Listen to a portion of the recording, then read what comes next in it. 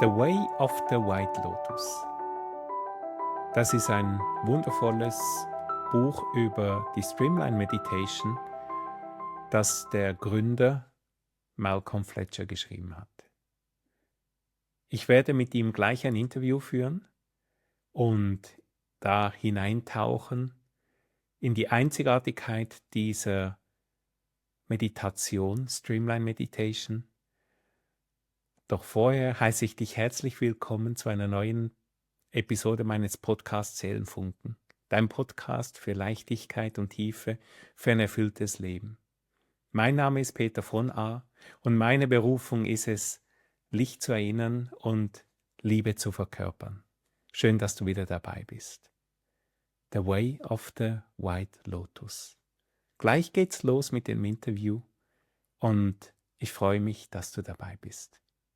A very warm welcome to you to the new episode of my podcast, Glimpse of Soul, and I'm very happy to share something very special with you today.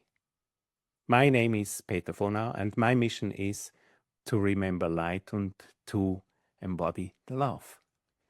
And today we talk about a very special book and The Way of the White Lotus. This is something very deep. And I have the great honor to have Malcolm Fletcher today in my interview. But let's start a little bit earlier.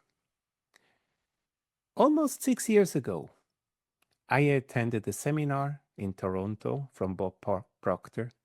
It was the last Matrix seminar, and there I met Troy. Troy came over from Australia, and what he had in his luggage was something very special. He's a great meditator, and so he invited some people to have a very deep meditation. I knew meditation, and so I thought, okay, I will not attend. But what happened with that group, that was so fantastic. Because when they came out, they were so relaxed. They were so peaceful. And everyone's feedback was, that was great. I have never experienced something like that. So some weeks later, I contacted Troy because I wanted to know more about that. And so I got in touch with Streamline Meditation. And Streamline Meditation is something I have definitely never experienced. And through that contact with Troy, there was another person behind. And when I met this person for the first time, my heart started to jump. I felt so much love from that person, and that's you, Malcolm. A very warm welcome, Malcolm. It is a great honor to have you here today. And it's a great honor, Peter, to be here with you today. Beautiful. Something happened with us. Since we met each other, we are always in connection with each other. We do not talk via Zoom. I have Malcolm always in my heart because I love meditation. But what he made with Streamline Meditation to me, that is extraordinary. And let's dive into that journey.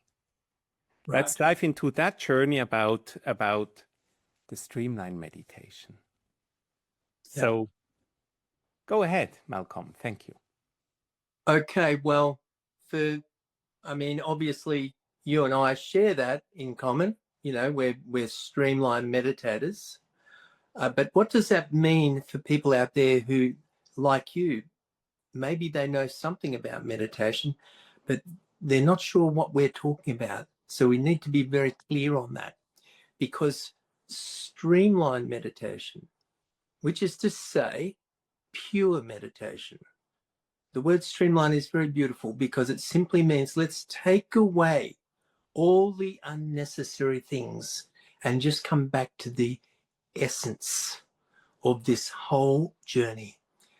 What is the essence? It's certainly not a technique. When people today talk about meditation, in almost all cases, they're referring to a technique, a method, or a system. And that is to say, a way to do something meditatively. For example, a technique is really a way to do something quicker or more effective. But in real meditation, it's not a way of doing anything. In fact, it's a way of letting go. Therefore, techniques and methods are never going to take you to the ultimate experience of your own depth, of your own meditativeness. Because of this factor, there's something in the road, the technique itself. What we need to do is encounter meditation in its purity and in its simplicity, and therefore its most effective form. When we think of a technique, we think of things like repeating mantras or watching our breathing or visualizing something like a chakra or some kind of image, some kind of divine image that we can meditate upon. But the actual fact is, how does this make sense to anyone?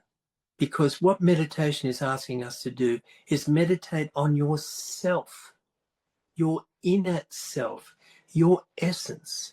Therefore, any of those things are taking you away from that.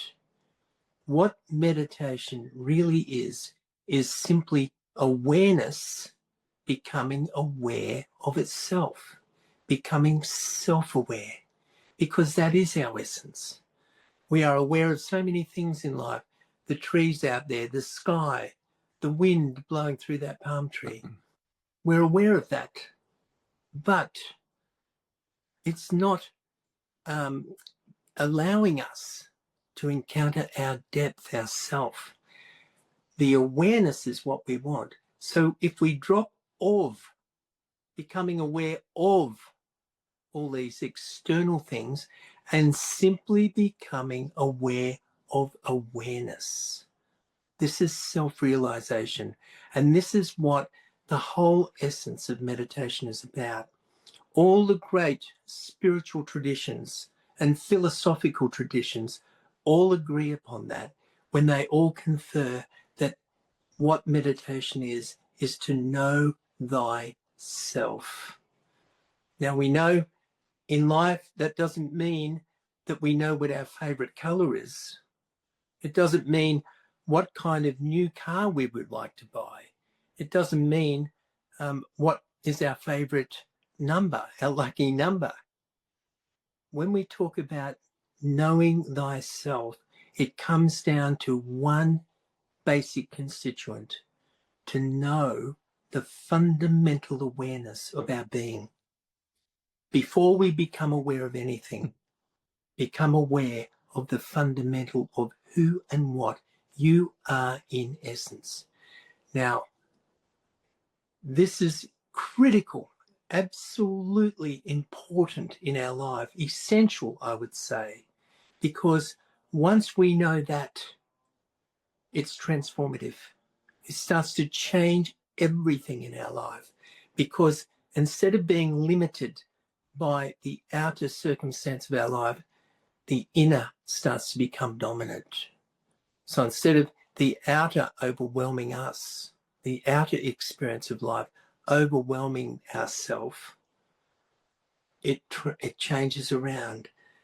We, the inner self, starts to overwhelm the outer. And therefore, we gain a tremendous significance because we bring to that infinite value of consciousness itself. And that's why this meditation is unique in today's world. It's very different from all the other forms of meditation that are being offered today. And why that is important is because of the impact that this has on your life, the impact of meditation on how you live, how you act, how you experience everything on your journey. Because when everything out there in the external world overwhelms the self, it minimizes it. And the self is infinite in value. So when we do that, we are really compromising the quality of living. What we want is the full value of consciousness to bloom. And I'll just add one more point to that. Psychologists today all agree that the conscious sinking level of the mind is only about 10%. We only utilize about 10% of that on the conscious sinking level. That means about 90% of our mind, of our consciousness, is subconscious. It's not open and available for our inspection. What this meditation is about is two things: slowing down the process of thought so that we can start to sink deeper into those layers of consciousness, and therefore bring a value of awareness within those. So what was once subconscious gradually becomes fully conscious. And therefore, this creates a tremendous explosion of consciousness in our life. Mm. And instead of being subconscious, and that means unaware, awareness becomes primal. It becomes expansive. And therefore, the value of our life, the value of how we appreciate our life, the happiness we enjoy, the love we encounter, is absolutely amplified in an extraordinary way. So the way to transform our lives is through this full expansion of consciousness, full value of the mind being able to be utilized by us in our day, so that our activity, our business, our relationships, all are influenced by this greater value of consciousness, which is to say, peace, happiness, harmony, and balance. Mm-hmm. How beautiful. How beautiful. And you know, I know that you have started to meditate, I think, when you were about 13, something like that. You got very excited about that, and you told me before that you are meditating for about 54 years now, and so we have with you a great opportunity to go deeper into that. What impact does that have with this kind of meditation in our daily life? And you're a successful entrepreneur, and you are having that your business with your wonderful wife Tracy. And tell me more about how did that impact your life and your success and your business? Well, it's a big story, but just to try to condense this down for those who are listening. Of course, there is the practical side of meditation. You know, many people consider meditation to be ascetic. That means they withdraw from life. They become more interested in the inner. But in actual fact, my original teacher of meditation always said, no, don't do that. Life is about 200%. 100% outer, enjoy maximum success. great relationships, harmony and happiness in your relationships, but also have this inner value, this inner component of the spiritual value of life, so that we have 200%, 100% outer, but 100% inner value as well. Most people rarely touch upon that. And I think ultimately it's a shame, because I believe that's going around the world talking to people. That's what most people are looking for. They want some kind of spiritual attainment in their life. How that plays out, we have to go with the flow. We have to let the universe guide us. Because when we talk about a spiritual value to our life, we're not necessarily confining that to just a religious perspective, etc. We want that to mean a value of peace and unlimited happiness, a bliss state of happiness, and a state of harmony. Now, they're abstract terms, but so is the word love. Who can define love? When you fall in love with someone or something, who can define that? You can't put it into a test tube in some laboratory and say, this is it. I remember having a conversation some years back with someone here, and they said, oh, love is just when your heart beats a bit faster and your, you sweat a bit more and you get tongue-tied for words. And I said, no, that's not love. That's what love does to you. That's an impact of love. So all these things that I've just mentioned, spiritual values, they're very hard to define. You can only live them. We don't want to just define that by a religious form or some expression of spirit. We want that to be abstract. You know, no one complains when they fall in love. They don't know what it is or why it is. They're just absolutely head over heels for the other person. In fact, in most cases, the other person's happiness and joy becomes more important to them than their own. And so it is with peace and happiness, bliss.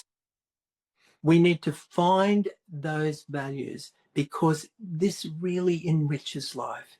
This spiritual side of life becomes meaningful and tremendously important. And of course, everything gets touched by that. And so I think that's the greatest impact of meditation. Of course, there are things like improvement to health.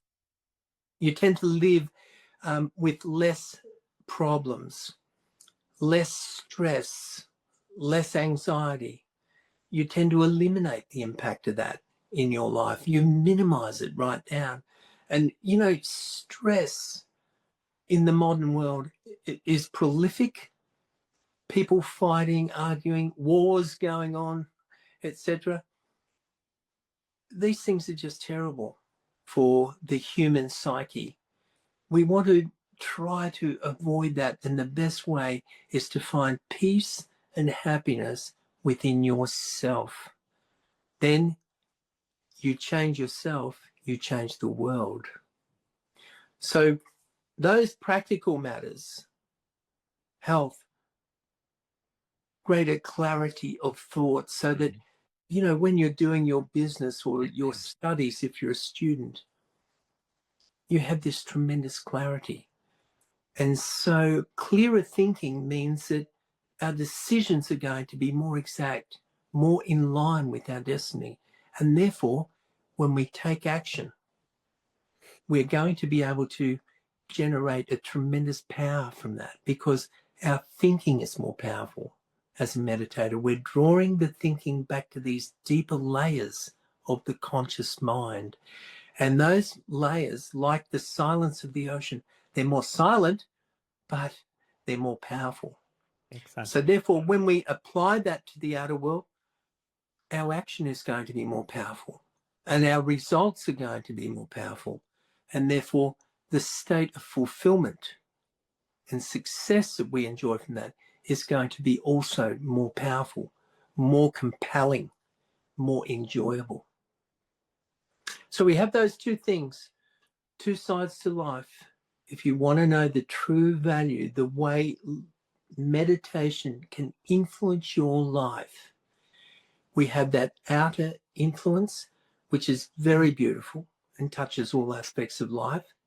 And then we have the inner, which is deeply spiritual and richly rewarding to the soul, to our destiny.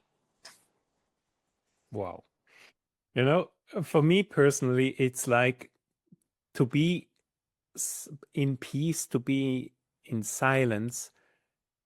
This might be not something attractive for someone else, because the world outside or the people's behavior is very loud and very noisy, and I prefer to the silence in me. I prefer this the peace in me, and the more peaceful I am, the more I feel this love, which is not loud. It's very something very, in my opinion, something very neutral. Mm. And yet it's like and it leads to happiness or joy for no reason. Yeah. And I think some years ago I could never imagine that could happen, that I could experience that. But the more peaceful, the more silent I am, the more I feel this state of happiness for no reason all the time. Yeah. And you know, you've just touched upon one of the most, if not the greatest thing about meditation. Everyone tends to think that happiness comes about when everything's going our way, when we have a good outcome, circumstances are favorable to us, situations are positive, not negative. Then we think, okay, that's when I feel more happy. But in actual fact, the exact opposite is the real case. Happiness isn't out there. It's within you, what you just alluded to. Happiness that's out there in the material world is conditional. That means, yes, you, of course, when life is going well and you're making money or you've found a new partner and so forth, you are going to feel happy. There's no question. Happiness is happiness. But in that instance, we're referring to happiness as a condition. Mm-hmm. It happens because things are good, things are going well. But what happens when that changes? If circumstances change somewhat, then we start to feel unhappy. So what we need to do, the absolute foundation of our life should be what's known in Sanskrit as ananda. Ananda is a beautiful word.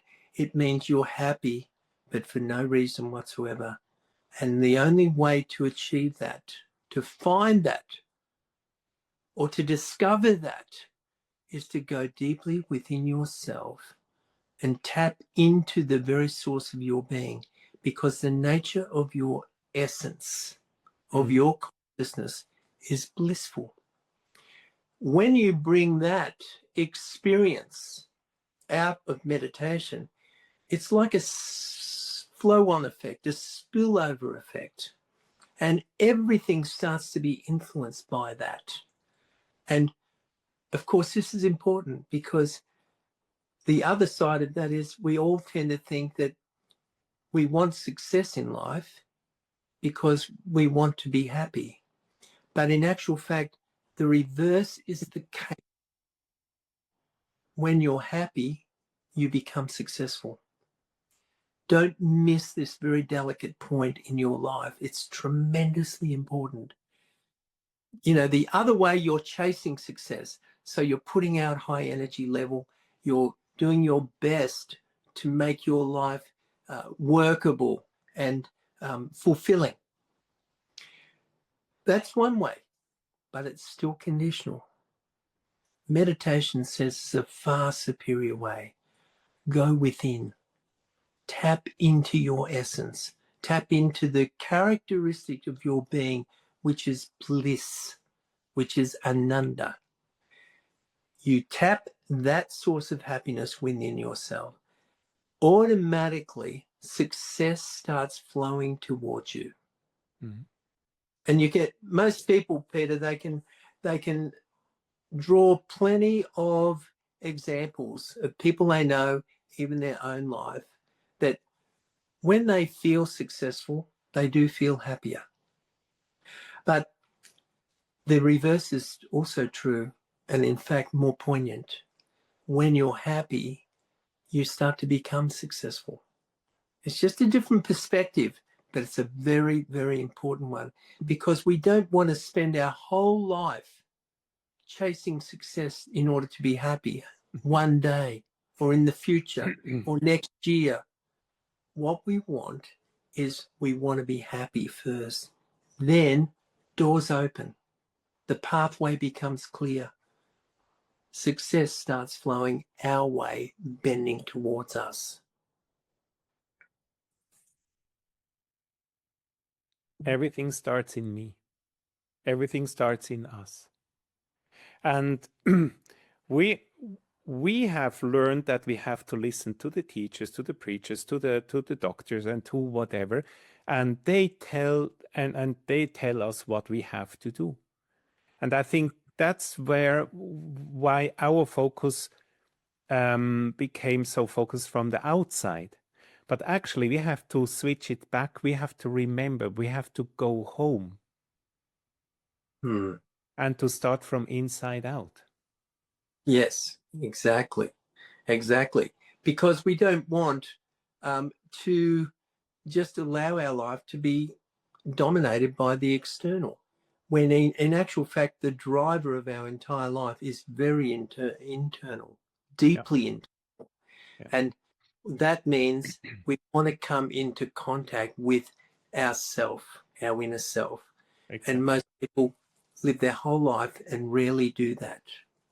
So it's a game changer. What I have experienced is, we are our pure consciousness is pure love. And we have learned in the early beginning of our lives the feeling of we are not good enough. And that's where the separation has started. And also the fear of not being loved. But we are pure love. So it's a clinch between that. And I think and from that point of view where we have started thinking of I'm not good enough, I think we lost the connection to ourselves. Would you agree on that, or how would you? Totally, and that feeds into one of the most, I would say, biggest issues with meditation for most people. If you talk to people about meditation, a lot of people will say, I could never meditate. I'm not that kind of person. My mind is too active. Too many thoughts. I can't get rid of my thoughts. In fact, I just have one thought, another thought, another thought. I never have any peace. And so what's happening there is we're convincing ourselves that in some way we're not good enough. We do it in many, many ways. You touched upon this beautifully. In our life, society, right from the beginning, starts to indoctrinate us with this kind of concept that somehow we're not good enough. We're not perfect. We're not, smart enough. We're not clever enough. We're not, one would say, sacred or holy in any way. And therefore we want to improve all these things. We want to try to become better, more righteous, more holy. We want to become more acceptable to our friends, to our peers, to society as a whole. In the meantime, while we feel like that, we have basically had a complete rundown, put down of ourself, that we're not good enough, that our self-worth becomes very low set. And we're always in our life striving to become better, to improve, to become someone else other than who we are. We don't like who we are if we really analyze it on a lot of levels. Meditation works on this profoundly, because meditation says you're at your depth, your inner self is blissfully happy and perfect in every way. It already is and always will be perfect. It's only when we project out that it gives this appearance, and all that conditioning can come in that says, no, you're not good enough. Meditation says the opposite. Acceptance of yourself is one of the key requirements in meditation. Most people, they meditate, they have a lot of thoughts. The first thing they think is, my mind is no good. I want to destroy all my thoughts. How can I get rid of my thoughts? How can I change? Meditation doesn't say that. Meditation says, accept yourself. If there's millions of thoughts, let there be millions of thoughts. It's not a problem. It's only when you make that judgment and that condemnation that you change something beautiful into something very ugly. Meditation says, don't do that. Acceptance of who you are is incredibly important on this journey. The second thing is, in terms of the mechanics of meditation, you don't have to get rid of thought. You don't have to even worry about thought, because meditation isn't about destroying your mind or destroying your ego. It's about allowing the awareness to drift deeper within you. And as we do, what happens is the thinking process slows down. We don't get rid of it, but it slows down. And this is significant because we have a thought and then another thought. But as things slow down, we have a thought and then there's a little pause. There's a little gap. And in that gap, that which is sacred becomes obvious to us. That which is divine starts to appear as something incredibly beautiful in that silence, in that stillness. So it's not a case of let's get rid of all thought, because they're also a reason why I'm not happy about myself and why I think I can't meditate. It's not a case of doing that. It's a case of just letting everything settle. And when it does, it starts to slow down. Now, there's a bit more instruction to that, as you know, that you need to be mindful of in order to enjoy that. But that is truly the essence of meditation. Acceptance of yourself. And number two, don't try to destroy your mind. Just allow it to slow down a little bit.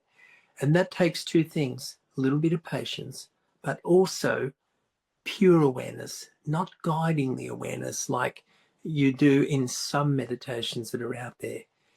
These meditations are concentration exercises. They have very little to do with the expansionary value of consciousness itself. Absolutely.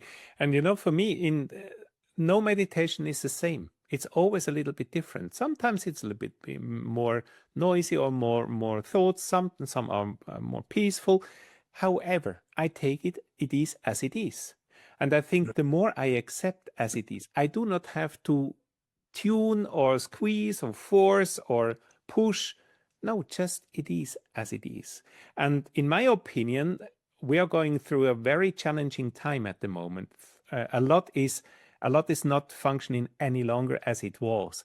And especially what I have experienced personally is in the past, it was very easy that we had feelings and emotions and we were pushing them away, pushing them under the carpet or whatever. And that does not work any longer. We cannot push it away. So we have to go through that. And especially when I have experienced personally a lot of fear going through me. And for me, the streamline meditation was the key, a very important key to go through that process to find stillness. And also just to let it happen as it is. And the thoughts, the fear, the anxiety, insecurity. However, why do you think, Malcolm, is streamline meditation, especially nowadays, so important? Because of just what you said, the world is going through an acceleration of karma, which means activity. And this is creating a lot of tension and a lot of stress in a lot of people's lives. The cost of living is going crazy. So living in this world, it's not as simple as it used to be. You know, we need a reasonable income stream in order to participate in this world. But in order to do that, most people are working very hard, and they're becoming more stressed, more tense from the fact that they're working, in some cases, too much, and therefore not capable of really having a nice lifestyle as well. So the world is going like that. And, you know, we can look at all the trouble that was currently being worked on with Russia and also the Middle East and so forth. These are big outbursts. These are big outbreaks of tension and stress.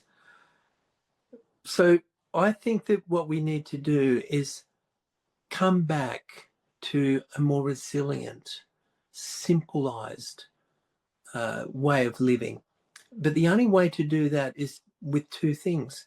We still need success, but we want success with less effort, more aligned to our state of being. For example, Lao Tzu, the famous Chinese philosopher, wrote in the Tao Te Ching, "To the mind that is still, the whole universe surrenders." This is a very important thing to consider, that if the mind can be more calm, more resolute, it's more powerful. And a more powerful mind can create what it wants more easily. In fact, its destiny is fulfilled automatically. We bring the awareness down to that absolutely silent level, to the source of thought, pure consciousness itself, not consciousness full of thoughts, ideas, consciousness that is free from thought. In that state, things change dramatically, and it changes from the outer dominating to the outer starting to become subservient and helping us fulfill our destiny. So the way to change the world is to change ourselves. And I think that what you've said about streamline meditation and its application to everyday people, it can't be overemphasized, because most people, if you ask them, are you happy? They'll be, maybe they'll pause.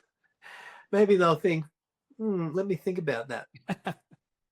At the start of my book, The Way of the White Lotus, I put that question forward. The most important question you will ever ask yourself is, am I happy? Now, happy before you consider the house, the money, the partner, your job, your career, etc. Are you happy in yourself? This is the important key. And if the answer to that isn't yes, or there's some ambivalence about that, you feel, sometimes I'm happy, then there's a problem that we need to address. And the key to that is bring your awareness to the inner. And then the whole universe starts to cooperate with you instead of you wrestling with it. Right? We all know everyone refers to the universe, but what we want is the universe to be like this cooperative force in our life. We want things to go our way. We want our destiny to be fulfilled. The key to that is a silent mind. Exactly. Like the silent mind leads me to the feeling of abundance. Yeah. There is no desire, there is no wish, and I know that feeling very well, this state of being. This is fulfillment in the purest form. And it's like the oneness is to have a wish or a desire is so far away because everything is here. And this is a very great state of being. Yeah, absolutely. Absolutely. And, there's a little verse in the Tao Te Ching that says that. And in fact, George Harrison from the Beatles, years ago, he wrote a song with this very verse in it. It's called The Inner Light. And it says, without going out of my door, I can know all things on the earth. Without looking out of my window, I can know the ways of heaven. The further one travels, the less one knows. Now, that line is particularly important because it says, the further one travels, the less one knows. It simply refers to us trying to find the answers all the time to life by going out there in the world and trying to create and find it and create it and manipulate the world to produce that result. Meditation takes another perspective. Find that within yourself first. Then the outer starts changing. It starts cooperating with you and looks very different and very supportive to you. The universe starts bowing your way. It's like everything starts in me. And it's like I always use the example of, do you remember the slide projector we had in the 70s, 80s, where we had this, and we had these little slides in it? And this is exactly the same. I can ask myself, which slide do I radiate? Do I project to the outer world? Because we also have the universal law of cause and effect. Yeah. And when I set a certain cause, I will get a certain effect in the outside. And the more peaceful I am in me, the more I experience the peaceful world in the outside. More focused, more loving. And this is what I personally experience every single day. Yeah, and look, that's a great point, because if someone is out there listening to us chatting about this, and they want to know what we're really referring to as in meditation,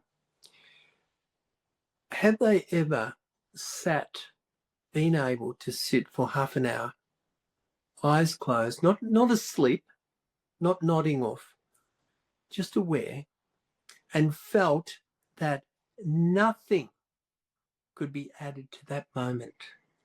Nothing could be better. Nothing could be more blissful. Nothing could be more peaceful or enjoyable. If you've never felt that, believe me, you need to meditate. You need to re-examine meditation, but don't go with the run-of-the-mill standard kind of techniques that are available today. they are never going to take you to the infinite. Mm. Because for one reason, you start on repeating a mantra. What happens is you drift off that mantra. The instruction is come back to it. So we're always directing awareness back to the object of meditation.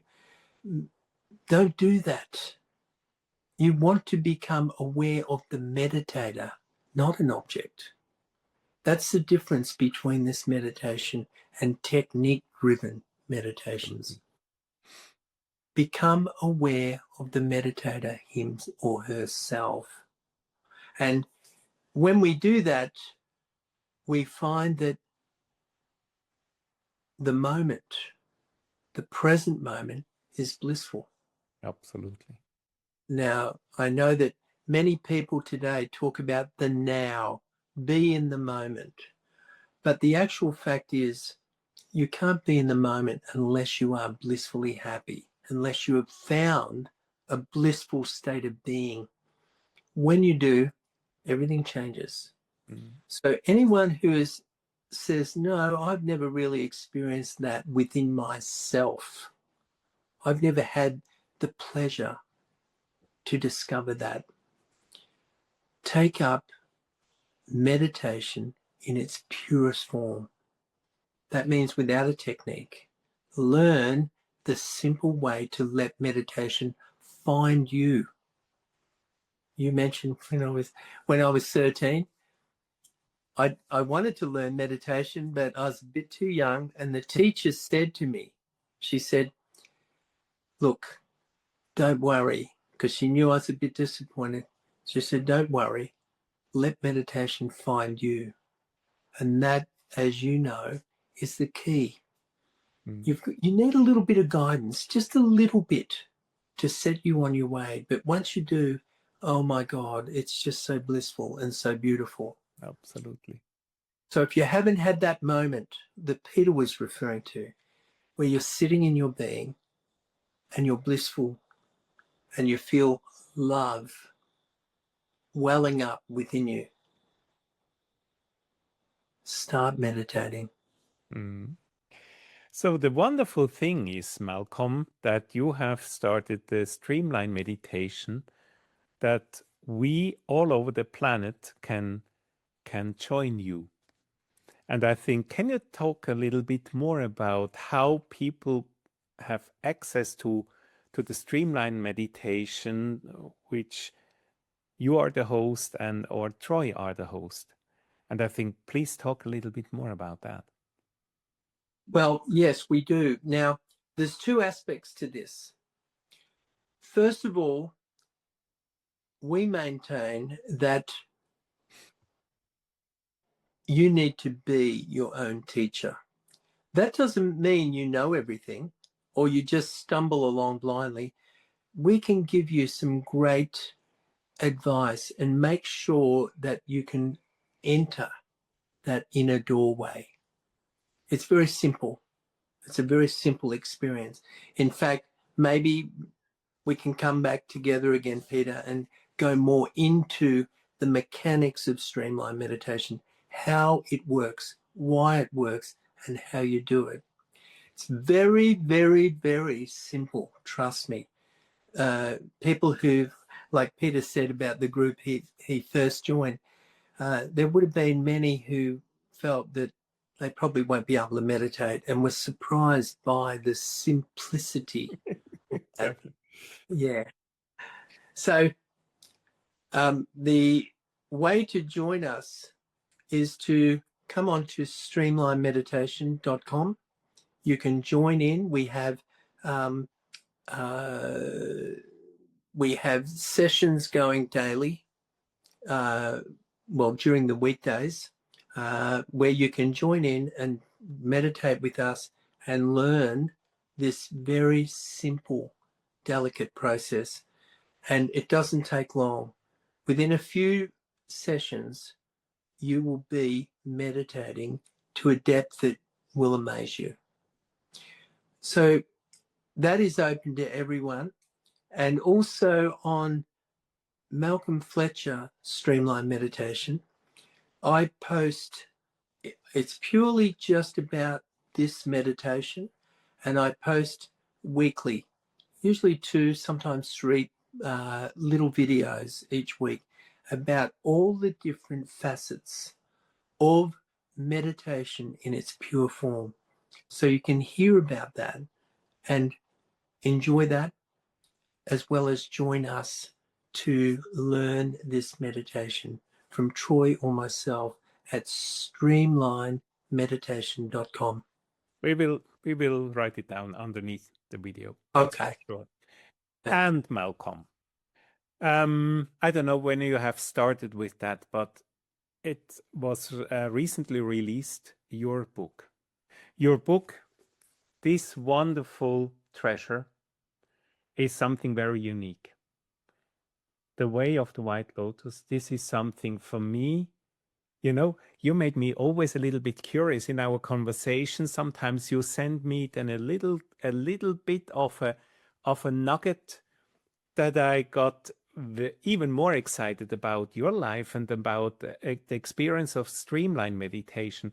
And you know, and then when I received this book, the first copy of that book for me, that was definitely magic, because I have read many books. I hold many books in my hands, and yet this book, that made something very special to me. As Einstein says, everything is energy, frequency, and vibration. Holding this book in my hands, that calms me immediately down. That is something really magic, only just to feel and get in touch with that book. And then, of course, when I open the book and I start to read the book, in my opinion, it is so lovingly written, so honest, so pure, so authentic about your life, about streamline meditation, about meditation and so on. And this is for me so fulfilling. I definitely never had a book like this in my hands. Oh, okay. Very good. And, you know, the other side of that, of course, about a book. When you have a book like that, and I'm sure all your listeners out there would have come across various writings and books that influence their life. When you find a book that resonates deeply with your own self, that's what you mean by a treasure, right? Because it's just verbalizing your own truth. It's already there. And so you just feel like you're synchronizing with that. Absolutely. And of course, that's what a spiritual book or a very intellectual book or a richly emotional book, that's what they're doing. They're allowing you to come into contact with that value in yourself. So to hear you say that, of course, is a great compliment to the book, because it's saying that there's a truth that is in the book that you share. And of course, that's what we want. You know, when we say that something is true, we're not trying to define what true means, what truth is. You shall know the truth, and the truth will set you free, because it's a liberating factor. And so when you find a book or a writing that resonates with your true self, it feels like that. It feels very special to have that in your life, because that very thing, that it's aligned with you. And when we find something like that, let it guide you. You know, what we consider to be sacred, whatever you find in this world that you consider to be sacred, and that means what that word means is something very special, Absolutely. almost transcendental. When you find something in your life that you consider to be sacred, let it guide you. Malcolm. Oh, Yeah, sorry. Please go you're ahead. right. No, I'm finished. Okay, because my big question is, you wrote this book, and and and I'm convinced writing such a book, something is also happening to you and with you. What happened to you while writing the book, this book? I think what happened was, which kind of surprised me, that I completely got out of the road. Now, you'll hear writers say this when they're deeply inspired. For me, the book, I won't say it wrote itself, but it just seemed to flow in a way where even Malcolm was surprised by it, because I felt like it just went to another depth that if I tried to write that book, I couldn't. And so it just spoke about the depth that I have enjoyed with this journey, this sojourn, and the truth that was expressed in the book seemed to be something far beyond what I would be capable of expressing. It just seemed to come out as part of a divine source. So, yeah, So something did change. Something definitely. I guess we could easily say it was also a huge gift for yourself. Yeah, yeah. Great. And in fact, when the book was completed, I said to Tracy, if for any reason I take birth back in this world, I want to find this book. because that book represents, in some ways, a journey, a search. And what I found was so satisfying that if I find that, we always say, if I could know what I know now when I was younger, and that's what I feel about a part of future life. If I was to come back here again, I would want to find that book because it has the truth of my journey, which I think is yours as well, is a lot of people's journey. Without the struggle, without the fight, without the brutality, just letting life flourish of its own accord. For me, as I told you before, it's a huge treasure to hold this book in my hands. And this is like a very extraordinary, delicious meal where I enjoy every single of it, every single bit of it. And this is not to rush through the book. This is for me, this is too wonderful for me, this book. So I love to enjoy it. Thank you. That's really beautiful. And I guess if people definitely are interested in you even more, that would be a great opportunity to get deep insight about the Streamline meditations and also about you, because what I found out in the book is how honest you describe yourself, how pure I can sense you, and I think this is something that might also help many other people, especially in that time of life where we are at the moment. Where do people find the book? I can send you the link direct to the book has only been, it's been published and released only in India at this point in time. It was released at the beginning, middle of August, you can say. and it was published by Motilal Banarsidass.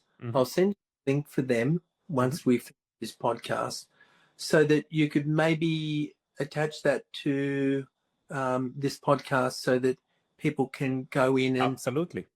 buy that directly. I have copies here, but the post from here to some parts of the world can be a bit high. But that's the best place to buy it, from the publisher themselves. They've done an amazing job. I deeply appreciate the fact that they took kind of a bit of a risk with me to publish this book, but they've done an excellent job. They've printed it in hardback copy, and also paperback. Okay. And we're now talking about also releasing the book in audio form. And the quality of the book is second to none. They've done a wonderful job of the quality. In fact, they said to me right at the beginning, when I questioned the quality, they said, we can assure you, you will never have any questions about the quality of this book. We will give it the best that we can give it.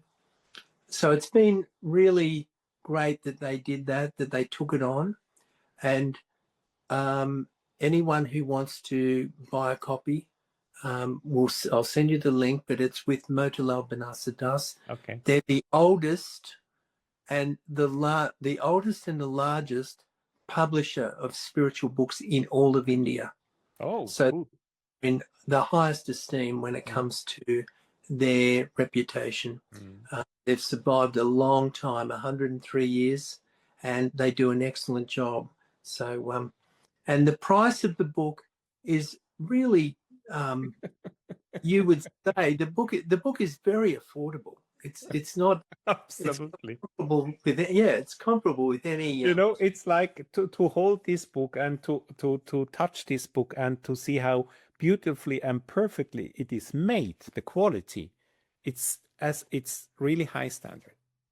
Yeah, they've done a great job. And because of that, they showed great faith in the book. And some of the advice they gave and so forth, and the assistance that they gave me as a new writer was second to none. And I really appreciate what they've done. And I'm sure anyone who buys the book will find exactly what we've been saying. The quality is great, that the message is even greater, that there's a real eternal truth revealed in not just how to live, but also how to do this meditation. There are 2 chapters, chapter 8 and 9, that go into guiding you, how to experience streamline meditation, how to get out of the way, step aside so meditation can find you. So that is in the book also. Beautiful. Thank you so much, Malcolm. Thank you, Peter. Malcolm, before we end here, do you have a message that just shows up for us? You mean for anyone listening to us? Absolutely. Absolutely. Well, for me, it always comes down to this. You are here, whether it's clear to you or not, you are here for a purpose. And most people just sort of wander through life and they never become fully aware of their purpose. And even when they have a stimulating career, very often it doesn't feel like it's totally satisfying. So my message is, find your purpose, your destiny. It's not just about what you love to do and so forth. You need to connect to that deeper purpose. And you can only do that by taking your awareness deeper within yourself. Mm. Because when you reconnect to the self, all of that becomes more obvious to you. And obvious, but the quality that that brings into your life, into your living, is transcendental. Mm. And that word means you just go beyond to the next level. And if you're struggling to find your purpose, meditate. The same principle. Come back to the inner self. And then you'll find that if you follow your happiness compass, you'll find what you are designed to do, the purpose you are here. And I'll give you one special clue. That purpose is to do with meditation. You've come here to discover the totality of your being, not fragments of it, not limited versions of it, to find the fullness of your spiritual domain, your soul. Thank you so much. Thank you, Malcolm, for taking the time. Thank you for being such a wonderful human being, soul, consciousness, whatever. Thank you so much. Thank you, Peter. Thank you for having me on and for allowing this message to shine yet again and hopefully touch more people. And thank you for that opportunity. And I really value your seriousness with this message. You know, to you, I know that it means a lot to you, and for you to share it with others means a lot to you. And so it's been a great opportunity for me to join you on this podcast and Absolutely. chat away, which we've done before, right? You had a few chats before, but we always tend to get down to the nitty gritty, down to the depth.